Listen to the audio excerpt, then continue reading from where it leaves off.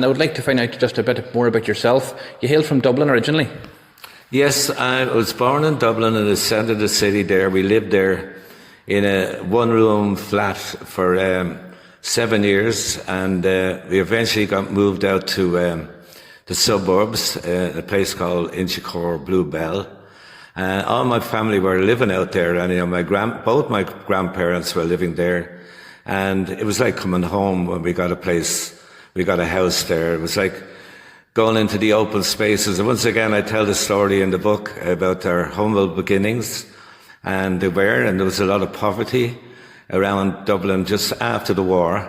I was born in 46, so the war had just ended. Things were difficult. It was difficult to get food and everything else like that. Everything was still rationed. And so, that was the beginnings of my life and my experiences in life. Yes. And Dublin has definitely changed a lot over the years, I'd say. How is the Dublin you see today compared to the Dublin where you grew up? Oh, a vast difference between the both Dublins, I can tell you. Back then, there was a lot of unemployment, and the city was different, let's put it that way. When there was trams running around Dublin. Yeah. The old double-decker trams in my early life. One of my great experiences was riding the trams. My dad brought us out on the last tram out of Dublin. We went on the Saturday because it said if you go out on the Sunday, there'd be too much violence. People were ripping up the tram seats and taking souvenirs and everything else. But we went out on a Saturday and we took the Dalkey tram out to Dalkey, and he said, always remember this day because this is the last tram to leave Dublin. Yeah, and that must have been a sad thing for him to acknowledge. It was. Dad worked on the railways, and he was a coach painter, and his family, his grandfather, his great-grandfather, his great-great-grandfather, they all worked on the railways. Yeah.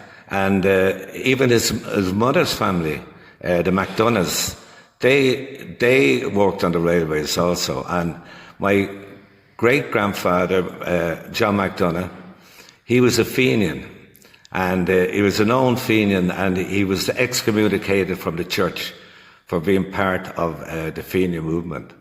And I wrote a song about him called The Grandfather. The Grandfather, yeah, that's a song that actually was popular as well. Yeah. So I wrote that about him in as much build the mountains high, blossomed with integrity, problems never die without answering the calls. Yes. We'll set the hills ablaze with words of revolution, you bureaucrats amaze. Yes. The bird has flown its cage. Yeah, beautiful lyrics, Brian. Yeah, but he took off, he fought at the Battle of Tala. Yes. Which was turned out to be a bit of a skirmish. They later regrouped in the Dublin Mountains, and somehow he escaped detection. He was never imprisoned. He was a known Fenian within his community, but he got away. Yes, and isn't it the great story that you have yourself, Brian? The fact that you have the book, and now that you have the songs from down through the years, isn't it great to be able to tell to inform people of these kind of stories?